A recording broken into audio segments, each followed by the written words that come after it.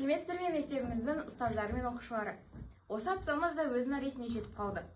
Сонымен, тәрбие сапалы білімнің тұғыры атты апталығымызды қорытындылайтын болсақ, біріншіден, 10-11 сыныптар үшін ағалар конференциясы өткен болатын.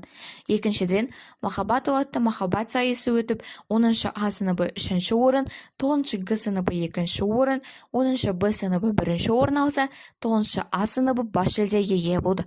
Сонымен қатар, 9-шы А сыныбы оқушылары алғыс күні мен 8-ші наурыз халықаралық әйелдер күніне орай мұғалімдер мен аналарға арналған мерекелік кеш өткізген болатын. Төртіншіден, жеңгелер сайысы өтіп, мектебіміздің ару қыздар мен олардың жеңгелері өз өнерлері мен ақылдарын көрсетіп, қазіргі жастарға үлкен үлгі-өнеге көрсетті. Қорытындылай келсек, осы аптамыз өте қызықты әрі мағынаға толы болды.